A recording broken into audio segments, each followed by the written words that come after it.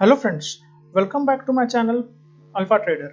तो इस वीडियो में मैं आपके साथ इस बारे में बात करूंगा कि किस तरीके से आप एक ट्रेंड को आइडेंटिफाई कर सकते हैं, क्योंकि आप सभी को पता है कि ट्रेंड इज योर फ्रेंड। आपने ये तो सुना ही होगा, मार्केट में एक बहुत पॉपुलर एक चीज़ है कि आपको ट्रेंड को हमेशा फॉलो करना चाहिए। बट दिक्कत ये होती है कि आप ट्रेंड को किस तरीके से फॉलो करें। बहुत से वो लोगों को बोला जाता है कि आप ट्रेंड को फॉलो करना चाहिए, वहीं पे आप बड़ा पैसा बनता है, ज़्यादा पैसा बनता है। But the question is how to identify a trend. किस तरीके से आप ट्रेंड को आइडेंटिफाई कर सकते हैं और उस पर किस तरीके से आप ट्रेड ले सकते हैं और आप अच्छा प्रॉफिट कमा सकते हैं। तो मैं आपके साथ इस वीडियो में उस बारे में डिस्कस करूंगा। सिंपल रहेगा बट बहुत ही पावरफुल होने वाला है ये वीडियो, क्योंकि मैं बहुत ही प्रैक्टिकल चीज़ों में, चार्ट्स में आपको समझाऊंगा किस तरीके से आप ट्रेंड को एक आइडेंटिफाई कर सकते हैं। तो चलिए वीडियो को शुरुआत करते हैं। वीडियो शुरू करने से पहले अगर मेरे चैनल पे नए हैं, चैनल को सब्सक्राइब नहीं किया तो प्लीज़ चैनल को सब्सक्राइब कीजिए, बेल नोटिफिकेशन दबाइए, वीडियोस को लाइक कीजिए और शेयर करना बिल्कुल भी ना भूलिए। तो चलिए वीडियो की शुरुआत करते हैं। तो सबसे पहले मैं आपको बताऊंगा कि डिफाइन अ ट्रेंड। एक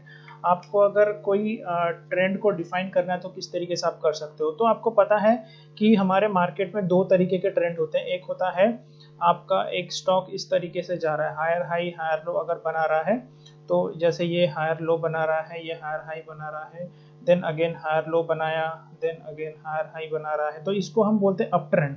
तो जो स्टॉक है या फिर कोई एक इंस्ट्रूमेंट है, वो इसका मतलब ये है कि वो एक अप ट्रेंड में चल रहा है, ठीक है। और दूसरा एक होता है डाउन ट्रेंड। वो अब इसको पता है कि जिसमें लोअर हाई लोअर लोज बनते हैं। तो देखिए ये लोअर हाई बना, ये लोअर लो बना, देन अगेन लोअर हाई बना, then lower low lower high. तो इसको हम बोलते हैं डाउन ट्रेंड। स्टॉक या जो भी आपका इंस्ट्रूमेंट है वो डाउन ट्रेंड में चल रहा है। तो ये एक क्लासिक, मतलब इस तरीके से एकदम से ऐसा नहीं होता, मतलब आपको मैं एग्जांपल दे रहा हूँ, इस तरीके से होता है। बट एकदम से आपको ऐसा कॉपी कहीं कहीं भी आपको ऐसा डाउन ट्रेंड देखने को नहीं मिलेगा। बट अप ट्रेंड और डाउन ट्रेंड इसी तरीके से आपको मार्केट में दिखेंगे। तो दो तरीके के ट्रेंड होते हैं, एक अप ट्रेंड होता है, एक डाउन ट्रेंड होता है, और एक साइडवेज भी होता है, जो जिसको हम इस तरीके से बोलते हैं, जहाँ पे मार्केट एक इस तरीके से एक रेंज में घूमता रहता है, तो इसको हम साइडवेज मार्केट बोलते हैं। बट मैं इस ये तो ट्रेंड आपको पता रहता है कि ये साइडवेज रहता है, तो it is not non trending market, so it is a sideways market. तो इट इज नॉट अ, अपना जो डिस्कशन का पॉइंट है वो साइडवेज नहीं है। हम डाउन ट्रेंड और अप ट्रेंड में किस तरीके से आप एक ट्रेंड को आइडेंटिफाई कर सकते हो वो मैं आपको बताऊंगा। तो ये आपको हो गया, मैं ट्रेंड को बता दें किस तरीके से ट्रेंड्स होते हैं, ठीक है। अब नेक्स्ट आता है कि how to identify a trend. अब देखिए मैं जो फॉलो करता हूँ, मैं तीन चीज़ों को फॉलो करता हूँ। एक होता है ईएमए, मतलब एक्सपोनेंशियल मूविंग एवरेज, आपको तो पता ही है ईएमए। तो मैं 20 ईएमए फॉलो करता हूँ, 100 ईएमए फॉलो करता हूँ, 200 ईएमए। अब 20 ईएमए क्यों? 20 जो होता है वो शॉर्ट टर्म मूविंग एवरेज होता है, जिससे हमको शॉर्ट टर्म का पता चलता है। 100 ईएमए एक तरीके से आप बोल सकते हो मीडियम टर्म का पता चलता है, और 200 से हमको एक लॉन्ग टर्म का ट्रेंड पता चलता है। तो ये तीनों से हमको एक ट्रेंड का आइडेंटिफाई हो सकता है कि किस स्टॉक या फिर कोई इंस्ट्रूमेंट जो है वो कौन से ट्रेंड में है। तो 20 ईएमए हमको शॉर्ट टर्म का ट्रेंड बताता है। तो मेरे जो पॉइंटर्स है, ये मैं कुछ पॉइंटर्स यूज करता हूँ। ये तो मेरे ईएमएस आपको मैं चार्ट पे बताऊंगा अभी, बट ये ऐसे कुछ पॉइंटर्स हैं आपको नोट करने हैं।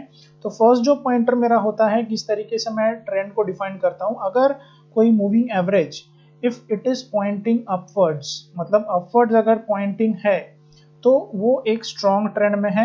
मतलब कोई एक मूविंग है, जैसे ये 20 ये में है, वो मैं चार्ट पे बताऊंगा, बट मैं आपको अभी एक पॉइंटर्स बता रहा हूँ। कोई अगर चार्ट पे मूविंग एवरेज है 20 ये में, अगर आपको एक इस तरीके से दिख रहा है, तो उसका मतलब ये है कि वो एक स्टॉक जो है उसका जो ट्रेंड है वो अप ट्रेंड में है, मतलब उसका जो ट्रेंड है वो स्ट्रॉन्ग है, ठीक है।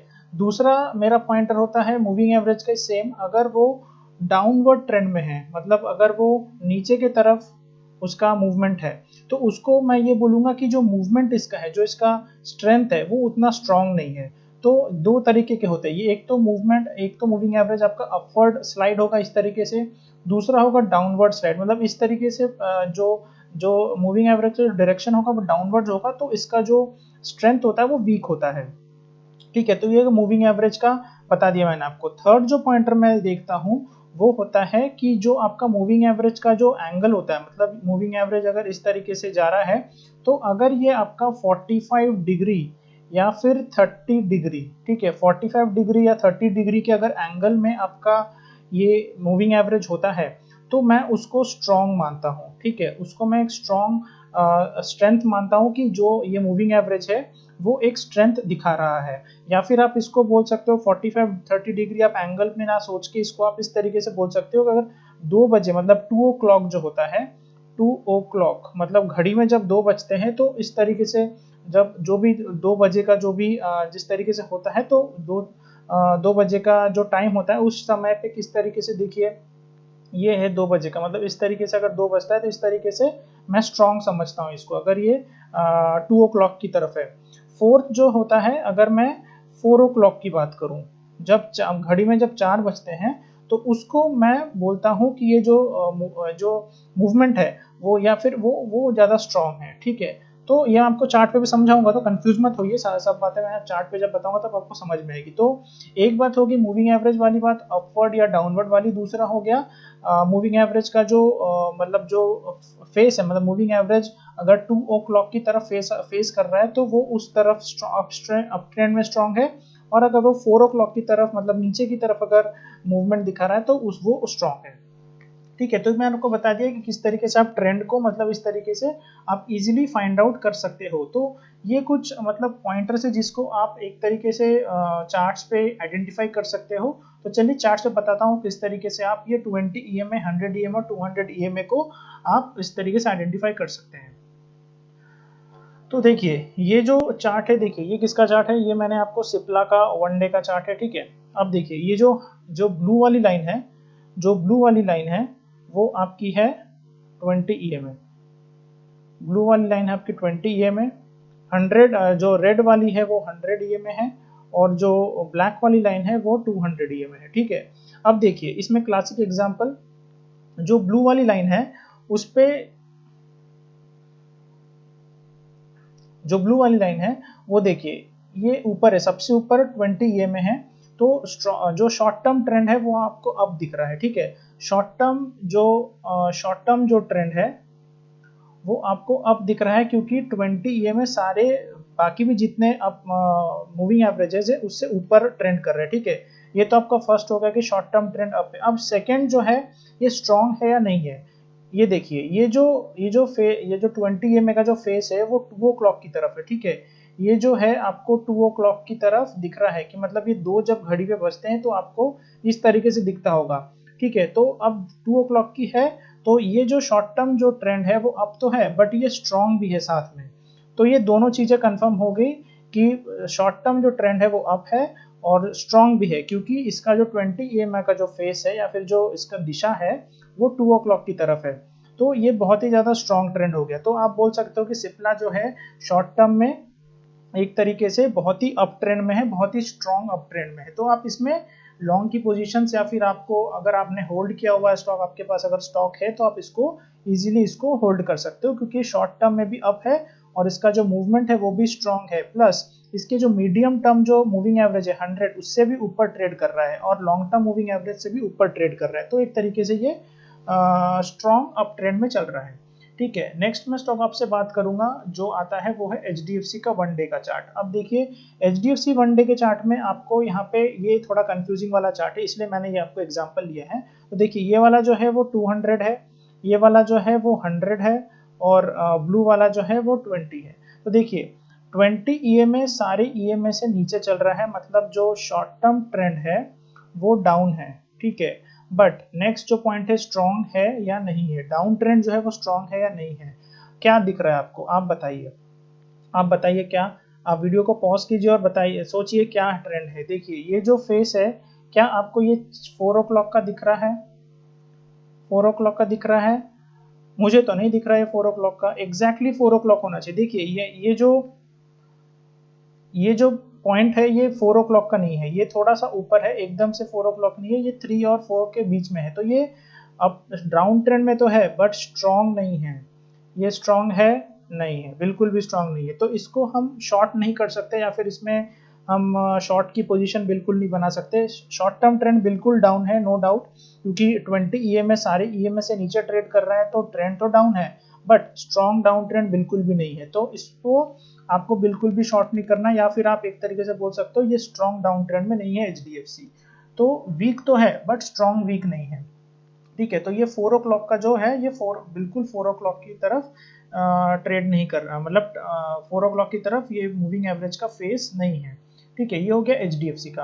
अब मैं आपसे बात करूंगा भारती एयरटेल के बारे में। देखिए भारती एयरटेल में क्या है, भारती एयरटेल में जो 20 EMA ब्लू वाला 20 EMA है, ये जो रेड वाला है वो 100 है और जो ब्लैक है वो 200 है। ठीक है, अब देखिए जो 20 EMA है वो सारे EMA से नीचे ट्रेड कर रहा है, तो शॉर्ट टर्म जो ट्रेंड है वो स्ट्रॉन्ग है, नीचे की तरफ डाउनवर्ड ट्रेंड में है, तो डाउन ट्रेंड में है शॉर्ट टर्म ट्रेंड।